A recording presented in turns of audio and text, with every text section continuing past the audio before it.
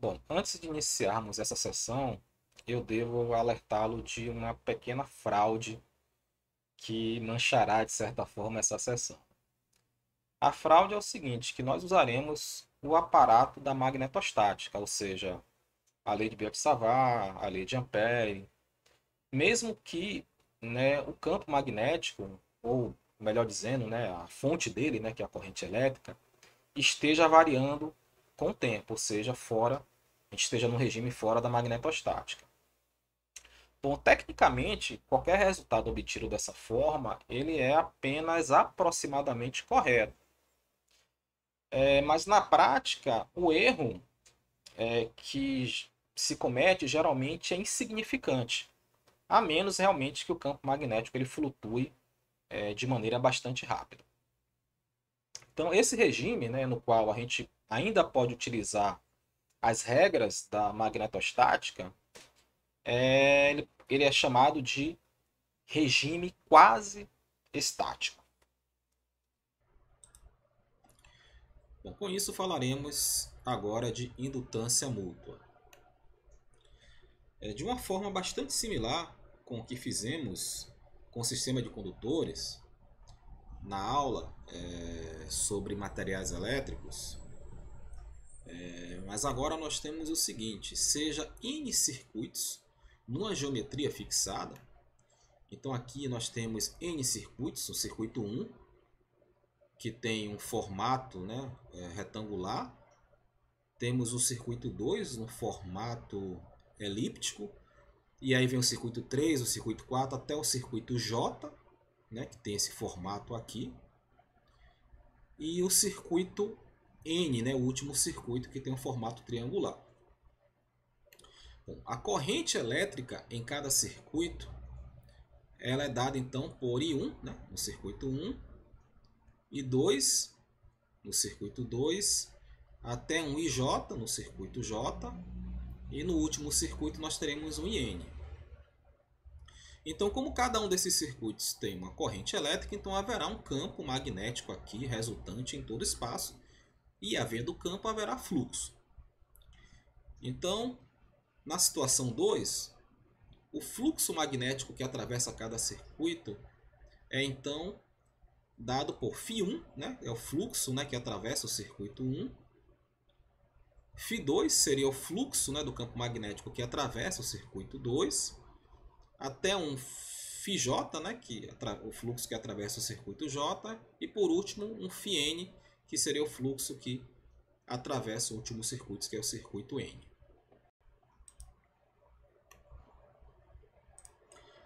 Bom, então existe para cada circuito uma relação de proporcionalidade entre seu fluxo e as correntes. Bom, e a relação é basicamente essa daqui, né? Ou seja, o fluxo no circuito 1 ele depende das correntes nos outros circuitos, ou seja, ele depende de 1, de 2 até o IN. Né? E é uma dependência linear, né? Onde esses M's aqui são os coeficientes. O fluxo no circuito 2, então, também vai depender das correntes no circuito 1, no circuito 2 e até o circuito N. Até um fluxo no circuito N. Bom, essa é uma relação que não é muito difícil de imaginar. Né? Primeiro porque o fluxo realmente tem que depender, ele depende do campo total, né? É o fluxo do campo total. Então, o campo total, obviamente, depende das correntes. Então, o fluxo tem que depender das correntes. E é uma dependência linear, obviamente, porque o campo, né, pela lei de Biot-Savart, o campo ele depende, né, linearmente. Né? É uma relação entre campo e corrente, é uma relação de proporcionalidade. Então, como o fluxo está relacionado com o campo, então a relação entre fluxo e corrente também tem que ser uma relação de proporcionalidade. Bom, esse argumento um pouquinho mais completo, né, com as expressões matemáticas que eu não coloquei aqui, quem quiser dar uma olhada, né, vê lá na nota de aula que eu apresento essas expressões que eu citei, que é basicamente a lei de Biot-Savart e a expressão do fluxo do campo magnético. Ou, né, escrevendo aí de uma outra maneira, né, eu posso dizer que o fluxo, né, no circuito I é a somatória de J variando de 1 até N, de M e J vezes o IJ, onde esse I varia de 1 a N. É só outra maneira de escrever esse conjunto, esse sistema aqui de equações. Por exemplo, quando I é igual a 1, então eu tenho essa primeira linha aqui, né, a do φ1. Quando I for igual a 2, eu estou escrevendo a segunda linha e por aí vai. Quando I for igual a N, eu estou escrevendo a última linha. Bom, onde os MJs dependem somente da geometria, né? Bom, isso se a geometria ela é fixada, né, como a gente está supondo, então na verdade esses MJ são constantes, né? E eles são denominados de indutâncias mútuas entre os circuitos I e J, né? Bom, então como eu comentei, de acordo com a lei de Biot-Savart, o fluxo magnético é linearmente dependente da corrente do circuito. Bom, então a indutância mútua ela pode ser dada por essa expressão aqui. Então, basicamente, essa expressão expressa isso, né? Ou seja, o fluxo magnético, no caso aqui o fluxo, né, em um circuito I devido ao circuito J, ele depende linearmente da corrente do circuito J. E essa constante, né, de proporcionalidade, né, que é o M e J, é justamente a indutância mútua entre o circuito I e o circuito J, e a gente pode expressá-la dessa forma aqui, né, como sendo a razão entre o fluxo sobre o circuito I devido ao circuito J dividido pela corrente do circuito J. Bom, se contudo a lei de Biot-Savart não for válida, bom, então quando é que a lei de Biot-Savart não seria válida? Por causa, por exemplo, da não linearidade dos meios magnéticos. Ou seja, em situações onde existem também materiais magnéticos, a relação entre fluxo e corrente ela pode não ser linear, já que os materiais magnéticos eles não necessariamente respondem linearmente a um campo externo magnetizante ou uma corrente, né, que é justamente o que gera esse campo externo magnetizante. A gente viu isso, por exemplo, na aula sobre classificação dos materiais magnéticos, a gente viu isso em materiais ferromagnéticos, né? A curva de Hystérési ela não seria uma curva se a relação entre o campo total e o campo magnetizante fosse linear, ela seria uma reta, né?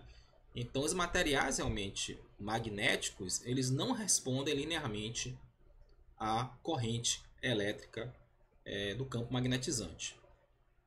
Bom, ainda assim, a indutância mútua pode ser definida, mesmo nessa situação, onde a lei de Biot-Savart não é válida.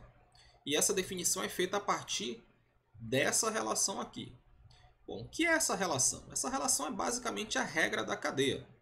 Ou seja, supondo que φ é uma função da corrente, mas não é uma função linear, eu posso aplicar a regra da cadeia, ou seja, a derivada dele em relação ao tempo vai ser igual à derivada, né, dele, né, do fluxo em relação à corrente vezes a derivada da corrente em relação ao tempo. Note que essa expressão aqui, né, a regra da cadeia, ela é válida ainda que a lei de Biot-Savart não seja. E a gente pode usá-la como uma maneira de definir indutância mútua. Nesse caso, a gente definiria a indutância mútua como sendo esse termo aqui, que é a derivada do fluxo sobre o circuito I devido ao circuito J em relação à corrente do circuito J. Então, no caso aqui, o fluxo ele relacionaria a taxa de variação da corrente no circuito J com a taxa de variação do fluxo no circuito I devido ao circuito J. E essa indutância mútua, então, ela seria dada como sendo então a derivada do fluxo em relação à corrente. Então, essa seria uma outra maneira, né? E é muito comum encontrar essa maneira de definir indutância mútua em muitos livros. Note que essa expressão aqui é uma expressão simplesmente mais geral, ou seja, a expressão 2 ela é mais geral do que a expressão 1. Né? Na verdade, a expressão 1 é um caso particular da expressão 2, ou seja, em particular, quando a lei de Biot-Savart for válida e existir uma relação linear entre fluxo e corrente, Se a gente usar essa expressão 2 aqui, né, nessa situação, a gente vai cair justamente na expressão 1. Né? Ou seja, a indutância mútua ela vai ser simplesmente dada como sendo o fluxo dividido pela corrente. Ou seja, a definição 2 ela vai recair na definição 1. Então, essa definição 2 ela pode ser usada sem perda de generalidade. Bom, quando é essencial distinguir as duas relações, então a segunda é denominada de indutância incremental.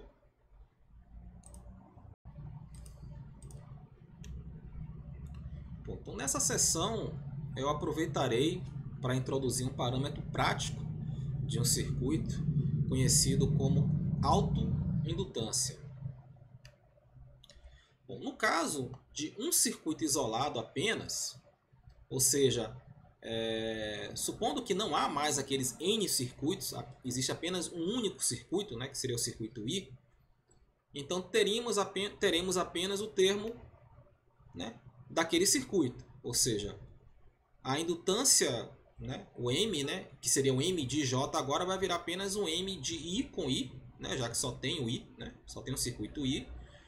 E a gente viu que essa autoindutância, na verdade, do circuito com ele mesmo, ela é dada como sendo o fluxo, né, que seria um φ de IJ, agora é apenas um φ de I, dividido pela corrente J, que no caso agora seria apenas uma corrente do I, ou seja, J é igual a I.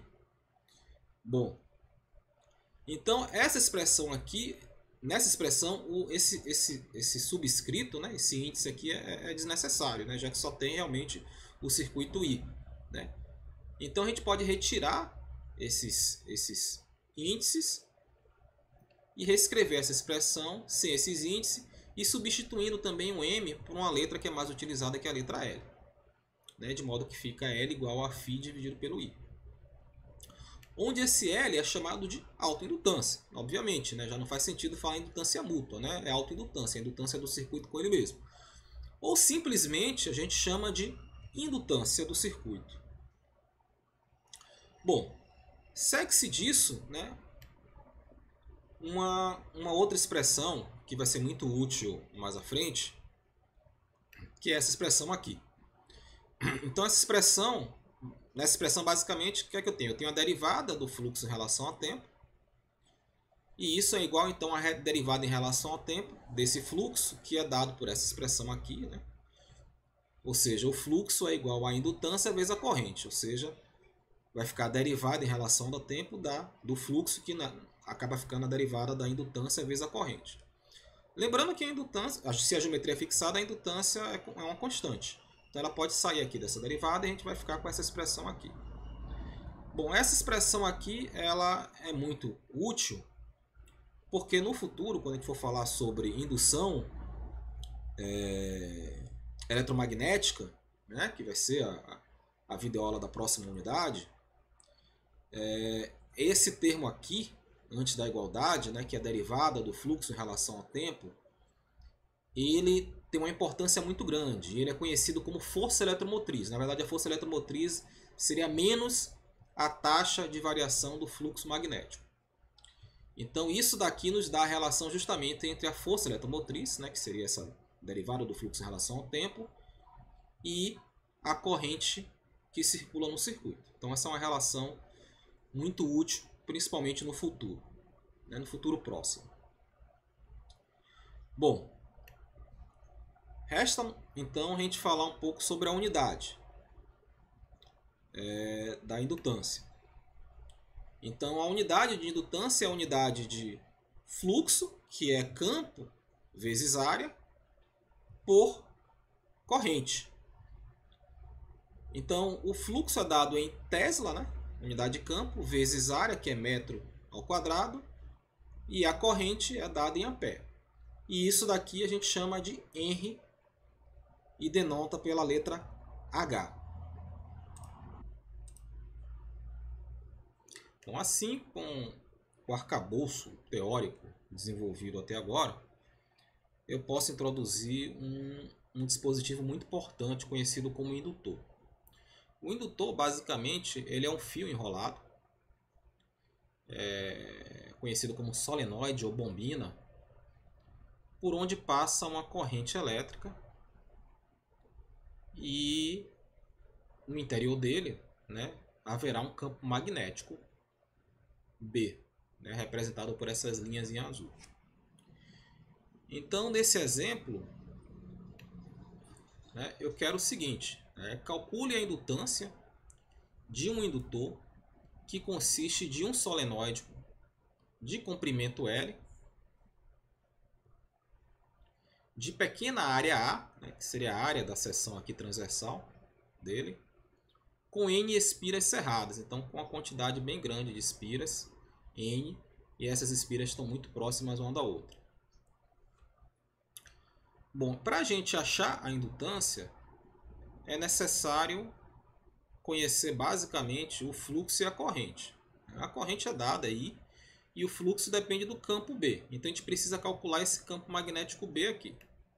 Então a solução desse problema é feita calculando esse campo. Então o campo magnético no interior de um solenoide comprido ele é conhecido.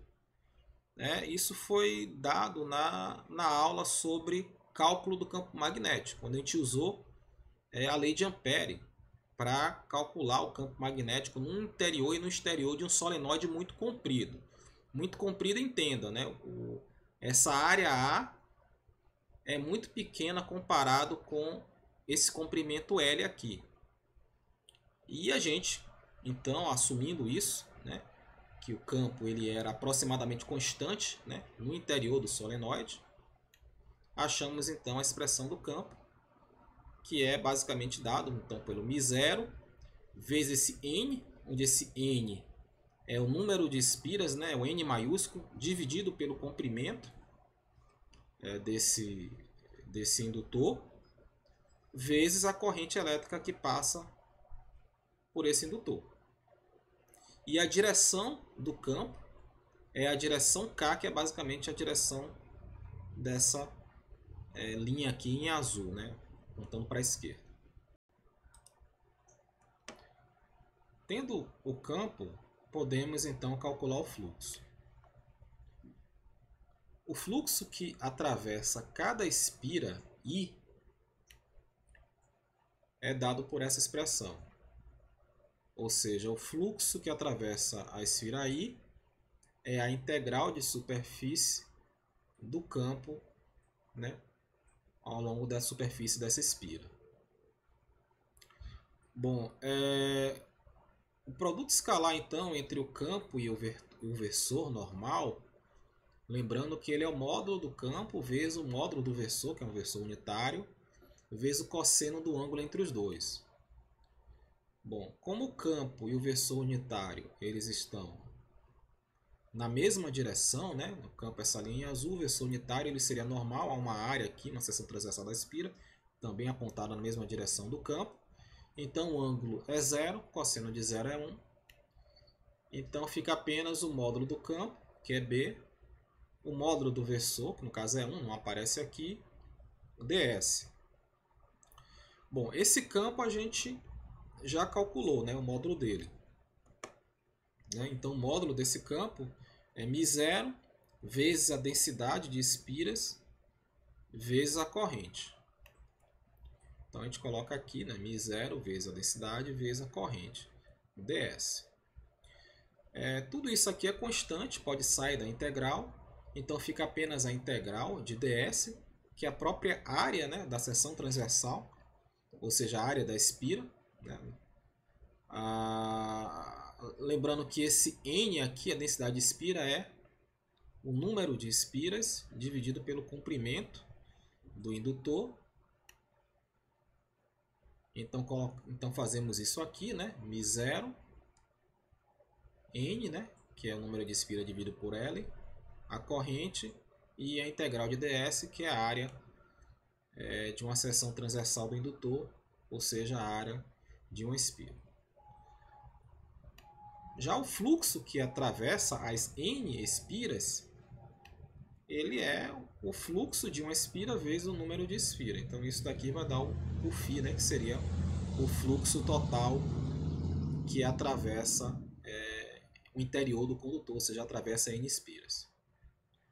Como esse φ/I, que é o fluxo da esfera I, a gente já tem aqui, então podemos substituir essa expressão aqui pelo φ/I.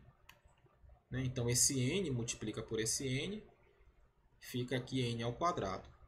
Então esse é o fluxo total que atravessa o interior do condutor, o interior do indutor.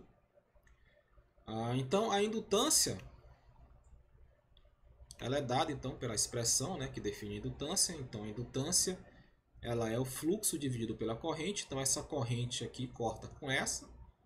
E finalmente a gente acha então o fluxo ou a indutância do indutor. Como a gente esperava, né? Então aqui, né, a indutância de um indutor. Como a gente esperava, a indutância ela depende apenas da geometria, ou seja, depende apenas do número de espiras, da área, né, da seção lá do indutor e do comprimento do indutor.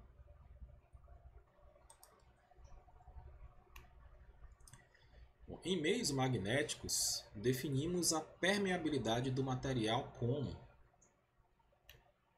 dada por essa expressão. Então, esse μ, né, é o que nós chamamos de permeabilidade do material. O μ0, né, seria a permeabilidade do vácuo. Né, e esse kappa aqui, nessa letra grega, né, kappa com subscrito M, né, ele pode ser relacionado, né, com lembrando, né, que na aula sobre materiais, sobre classificação dos materiais magnéticos, eu introduzi essa grandeza aqui, que é susceptibilidade magnética, e esse kappa ele pode ser relacionado com a susceptibilidade magnética por essa expressão aqui. E ele, na verdade, é denominado de permeabilidade relativa. Bom, a nova indutância, após incluirmos um material magnético no interior do indutor, então ela fica dada pelaquela expressão, né, para a indutância que a gente encontrou agora há pouco.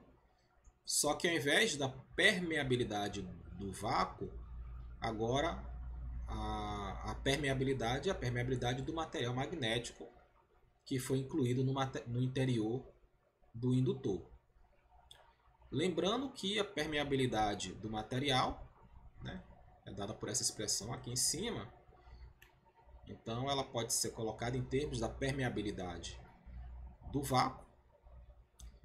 Esse termo aqui, μ0 vezes n ao quadrado vezes a vezes L, então seria, a gente pode chamar de um L0, né, onde esse L0 seria a indutância original. Então existirá uma relação entre a nova indutância, né, que é a indutância com a inclusão de um material magnético, e a indutância original, onde não havia nada no interior do indutor.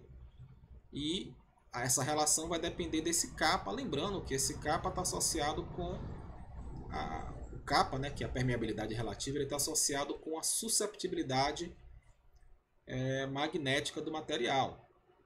E a gente viu que, a depender da susceptibilidade, o material pode ser, né, ferromagnético, diamagnético ou paramagnético. Os materiais diamagnéticos e paramagnéticos, em geral, o módulo dessa susceptibilidade magnética ele é muito menor do que 1. Então esse kappa aqui, a permeabilidade relativa, ela fica perto de 1. Então não muda muito a nova indutância em relação à indutância original. Mas nos materiais ferromagnéticos isso é diferente. Essa susceptibilidade magnética ela tende a ser muito maior do que 1. E ela atua no sentido de aumentar a indutância do indutor.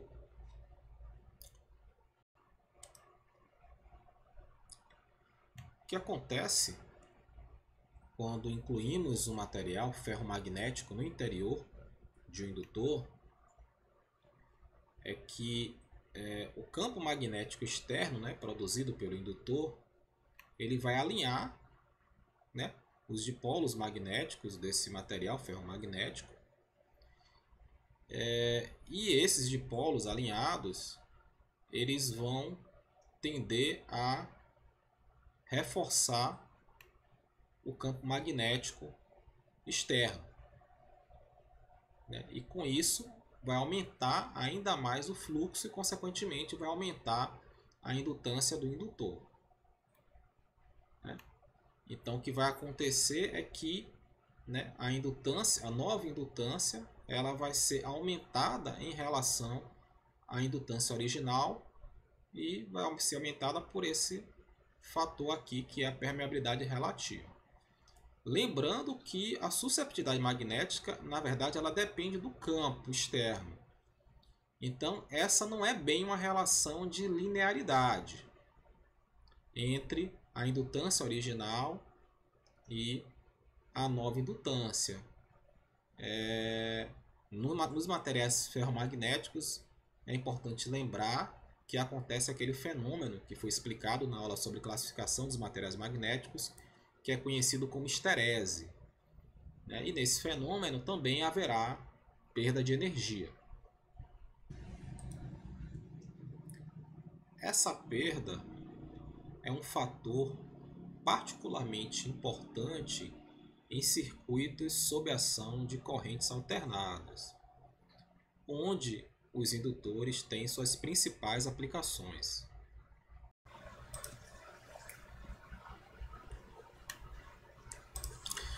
O indutor é um dispositivo que armazena energia na forma de campo magnético. Bom, nós mostraremos isso por meio desse exemplo. O exemplo diz o seguinte: ache a energia gasta para se estabelecer uma corrente através de um indutor. Então, considere um circuito mostrado na figura, o qual consiste em um indutor que tem uma indutância L, onde é aplicada uma voltagem V, que é produzida por uma fonte de tensão. É necessária uma certa quantidade de energia para se estabelecer uma corrente I, ou equivalentemente estabelecer um campo magnético B, em um circuito contendo um indutor. Bom, então encontrar essa energia é justamente o nosso problema. Bom, e a solução desse problema é feita da seguinte forma. Bom, se uma fonte de tensão for aplicada a um indutor, veremos adiante, nós veremos isso quando discutirmos indutância eletromagnética, que será a nossa próxima videoaula da terceira unidade.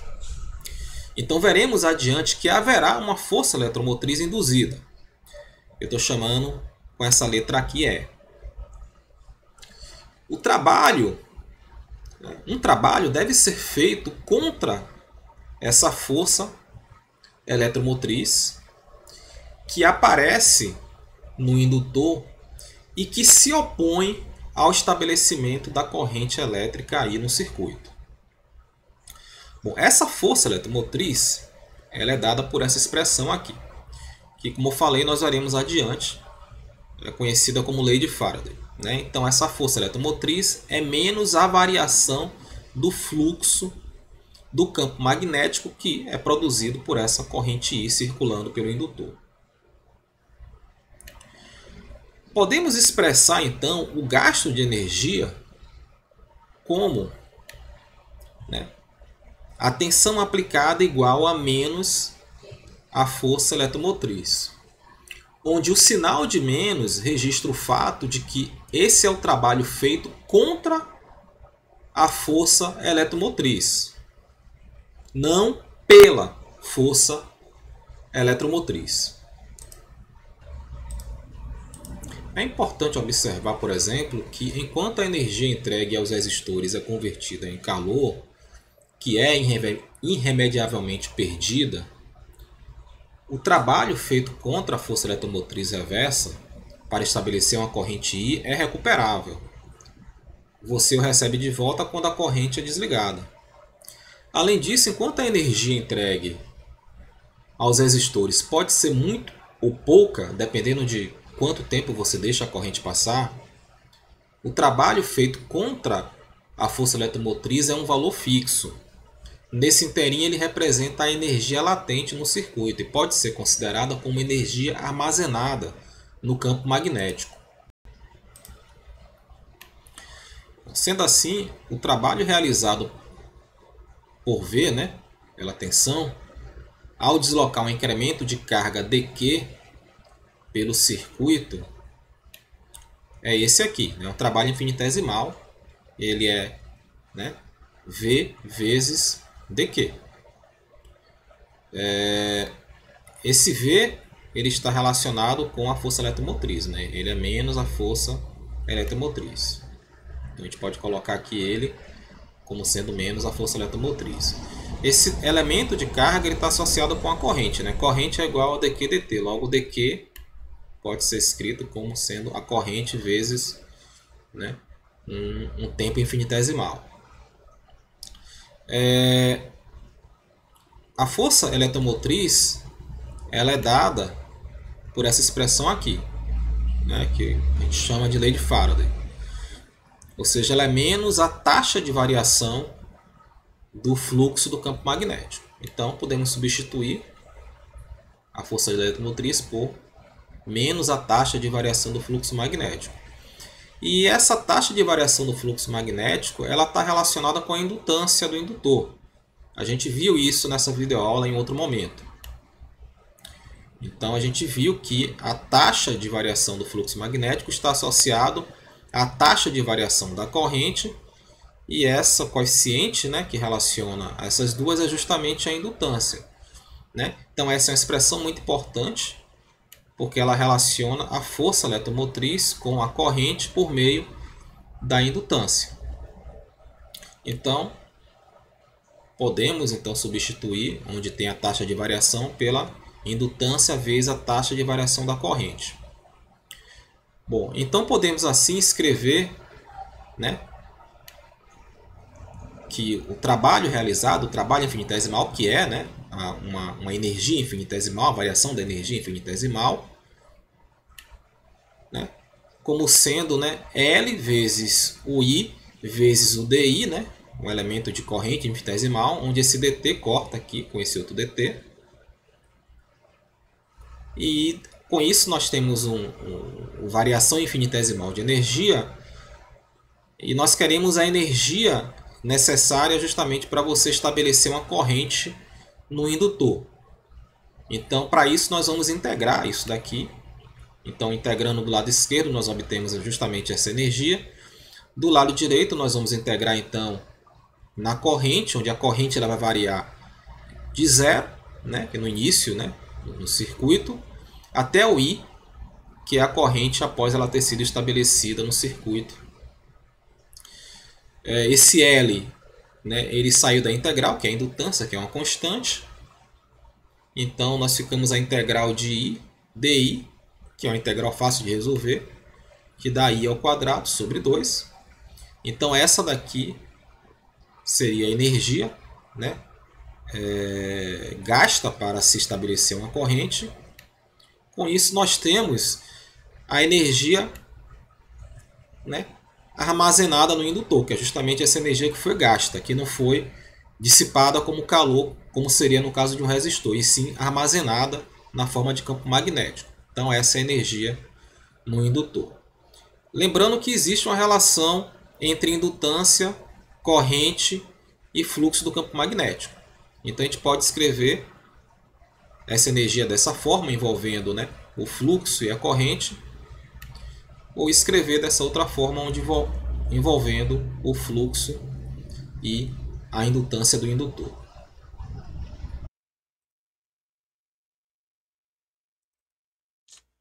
Com isso, nós encerramos mais uma unidade do curso. Lembrando que na primeira unidade nós estudamos a eletrostática, ou seja, campos elétricos que não variam no tempo. Na segunda unidade nós estudamos a magnetostática, ou seja, campos magnéticos que não variam no tempo. Abrimos uma exceção para estudar regimes quase estáticos na segunda unidade. onde o campo magnético, ou melhor, a corrente, né, que é a fonte desse campo, ela varia lentamente no tempo. E na próxima unidade, né, nós discutiremos justamente a situação geral, ou seja, nós permitiremos que tanto o campo elétrico como o campo magnético flutuem no tempo.